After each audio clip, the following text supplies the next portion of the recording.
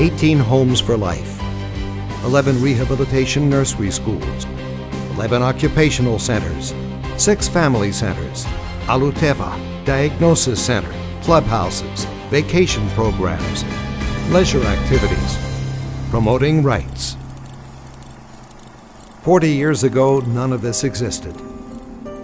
Parents to autistic children were helpless. What will we do with our child? Where shall we send him? Where will he get treatment? There were no kindergartens, schools, or other facilities in Israel. The doctors had only one piece of advice: put the child in an institution and forget about him.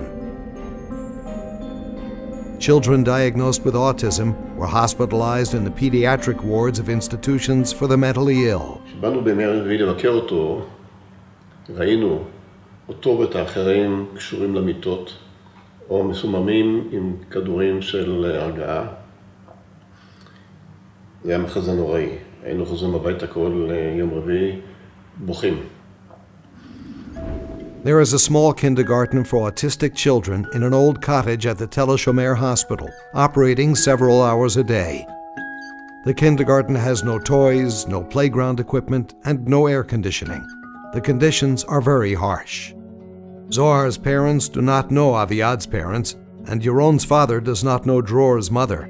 The parents do not know each other, and as they wish to unite, the kindergarten refuses to support them. Each family is forced to cope on its own. Tamar Ben Yosef, Zohar's mother, awaits the organized rides and manages to put together a small group of parents, creating a connection between them and scheduling an initial meeting. Edna Mishori gets an information pamphlet from the US, translates it, and secretly distributes it to the parents. The meeting is attended by Tamar, Marcel Sakiv, Ami Herstein, and Edna Mishori. The parents decide to buy toys, occupational materials, furniture, and an air conditioner. They decide and act. Tamar takes the initiative, and the first summer vacation program is held at Moshav Michmoret for 6 families. אני זוכרת את המחזור הראשון של המשפחות שיצאו. והייתה איתנו עוד משפחה אחת, אנחנו כבר היינו יותר ותיקים, הילד שלהם היה קצת יותר קטן. ובערב, אחרי שהילדים שכבו לישון, ישבנו ככה ושוחחנו, וצחקנו על עצמנו ועל הילדים, ואני זוכרת שהיא אמרה, אנחנו עוד לא מסוגלים לצחוק על זה, לנו זה עוד כואב. כל הזמן עודדנו אחד את השני, אני חושבת אם אני היה לי קשה, אז עדנה ועמי הרימו אותי. ואם לעדנה היה קשה, אז עמי ואני הרמנו אותה. וככה תמכנו ועזרנו אחד לשני, וקיבלנו המון כוח אחד מהשני. אנחנו הפכנו למשפחה. The activities slowly grow. Additional families are found with children at Abarbanel, Eitanim, Nest Ziona, children's centers in Jerusalem and Tel Aviv, and various frameworks housing autistic children. The parents decide to elect a national committee and establish a union. The main objective is to raise money, compile professional information, and get the autistic children out of the hospitals for the mentally ill. Attorney Israel Gafni volunteers to conduct all of the legal procedures required to register the union as an association, and even offers the parents a phone and half of his own office to serve as the association's first office. Now they need to find a chairperson. Just like anything else in Israel, the principle of family kicked in. Using family connections, the founders reach Mrs. Leah Rabin. Leah welcomes them in her home for a cup of coffee and a cake she's baked herself and says, "What is autism?" An hour later, she pronounces the unforgettable words, "I'm in." Leah tours the country and visits all institutions in which there are autistic children. She visits hospitals, open and closed wards, meets with parents, staff, department managers, hospital directors. She drives her own car to these visits, accompanied by association member parents. She sees neglect, tall fences, and children roaming around aimlessly. When traveling abroad, Leah also visits institutions for autistic children, meets with experts, and compiles information. She travels to London, Washington, and North Carolina, where she meets with Professor Lee Marcus, a specialist in autism, and signs a cooperation agreement with him by which Alut is provided with free professional consulting from one of the world's best-known centers for the study of autism. Leah recruits her husband, Prime Minister Yitzhak Rabin, to the effort and hosts all of the foreign specialists for dinners at their home. 40 years ago today, in 1974, the union was duly registered with the Registrar of Associations as an association of parents. Regulations were drawn up, and it was named Alut, the Israeli Society for Autistic Children. Leah Rabin, the chairperson, establishes the first public council.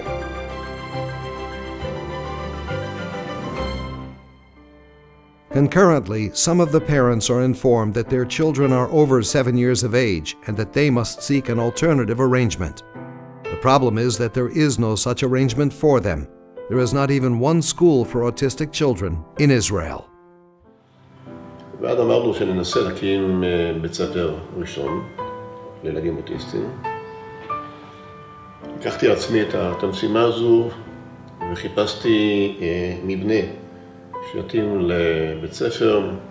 עברתי הרבה ייסורים, בין השאר אפילו ראש העיר שלי, של גבעתיים, שפניתי אליו וביקשתי ממנו מבנה של העירייה. התשובה שלו הייתה שיש לו מספיק משוגעים בעיר הזו ולא צריך עוד אנשים כאלה. Professor Mordechai Shani, Director General of Tel HaShomer Hospital, says the following: "If you don't present a fait accompli, no one will lift a finger." The parents are given a key to a small apartment on Basel Street, where they open a classroom. אנחנו המשפחות באנו בשבת עם ציוד מהבית. הקמנו שם מדפים, ארונות ומסגרת שתאפשר איזושהי עבודה שם במסגרת הזאת, וזה עמד כמה שנים. When the quarters become too tight, Ami turns to Dr. Shimshon Shoshani of the Tel Aviv Municipality Educational Division. "Save us," he says, and Dr. Shoshani whispers back.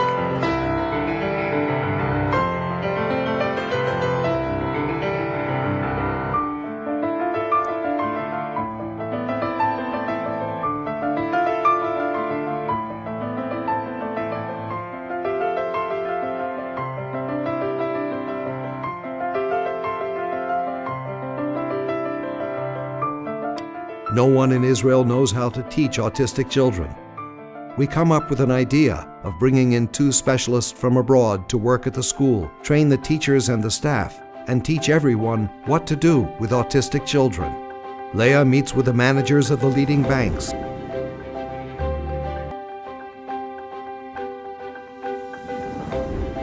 And raises the funds required for bringing and accommodating the 2 experts, Ed and Elisa, for an entire year. זוג מורים בחינוך מיוחד באוטיזם שבאו לארץ למשך שנה להדריך את הצוות החדש וגם את ההורים ביחד. 3 מנהלות עזבו שנה אחרי שנה כי הייתה עבודה קשה וחסר היה ידע. אז נעניתי לפנייה של משרד החינוך לבוא ולנהל את בית הספר. אני פחדתי מאוד מאוד. אני באתי מתחום אחר, מתחום של ריפוי בעיסוק, הייתי מרפאה בעיסוק, אבל הודות לחברות וחברים מאוד טובים, הורים ואנשי מקצוע, צללנו ועברנו לניהול בית הספר. Edna has been running the Yachdav school for 25 years. That was how the first Alut facility was established in 1977. We now became a serious association that required more than half a room and a phone. The association offices go from Attorney Gafni's office to its own location, and it has a committee, public counsel, secretary, and social worker. The association invests in public relations. The Ministry of Education accepts responsibility for the children's education until they reach 21. Classrooms and kindergartens are opened nationwide. The parents volunteer and work with the various entities. 6 years go by since the first classroom was opened. What now? What happens to the children after they reach 21? Where will they go? What will they do? They must have a home.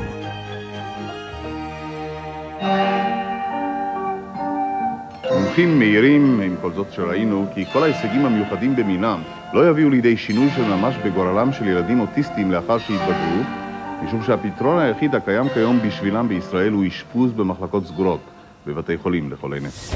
Once again, the founding parents take action.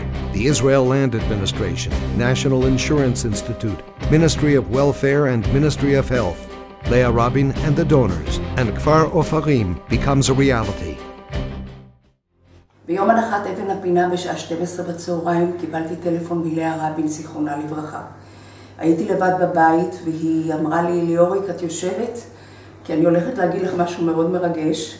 החלטנו שכפר עופרים יקרא על שם עופר, זיכרונו לברכה.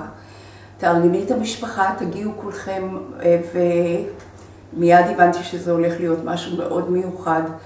זה משהו שלא חשבנו עליו בכלל, לא תיארנו לעצמנו בכלל, כיוון שזה כמו לתרום $3 מיליון על בנייה. הקמת כפר עופרים מימש את כל החלום שלנו בתור הורים.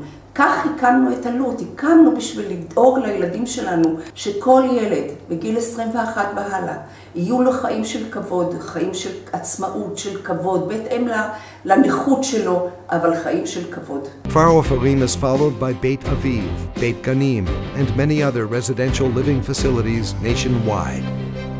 The struggles have no end. Leah goes from one governmental agency to another. She appears at Knesset committee meetings, demonstrating her proficiency with a subject to the finest of details. She visits mayors and the Israel Land Administration and manages to get whatever she asks for. Alut continues to grow in terms of its activities. Alut opens a new facility, runs it, develops it, and only then mobilizes the state to participate in funding. More and more facilities and services are offered to autistic children and adults and their families.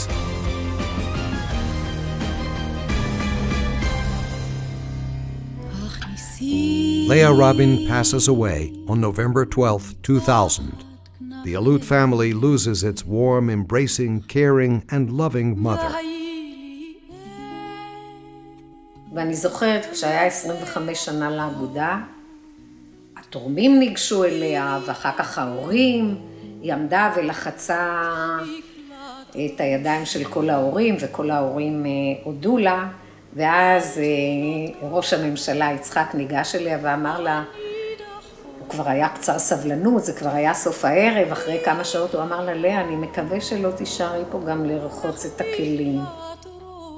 There aren't many associations whose story is so intertwined and etched into the life of one person, one great woman. מאוד הערכתי אותה, מאוד הערכתי ולא אשכח. כי היינו בתקופה שבאמת לא היה כלום.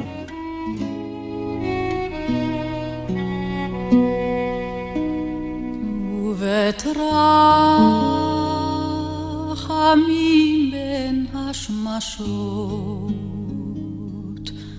שכיבה אגן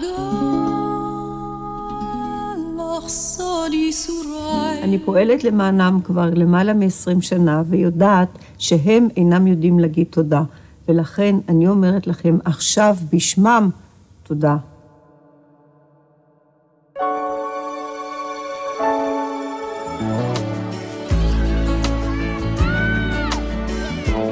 Today, Alut consists of about 70 therapy centers, approximately 1,200 employees, and hundreds of volunteers.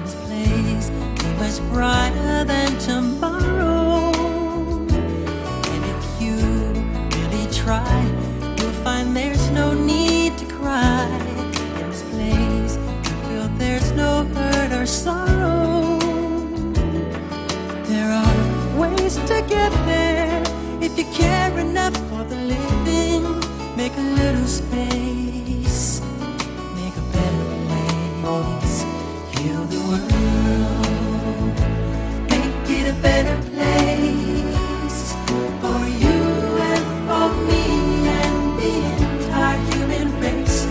There are people dying.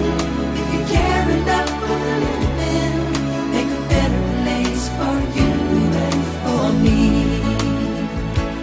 Heal the world.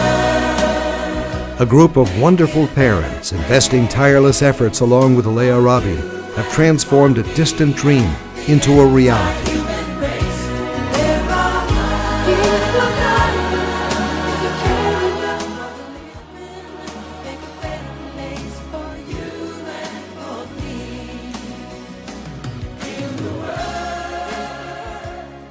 During its first years of operation, Alut becomes a fact, and more families join the initial group.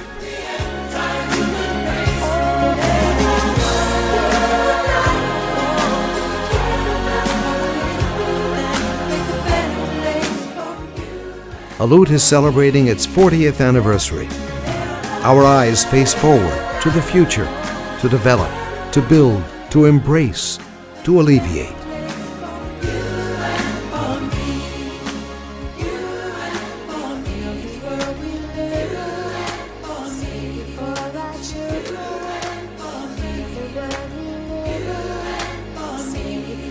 You, the founders and pioneers sitting with us tonight, it is you who plowed the barren land in which you planted the first stakes and built the building.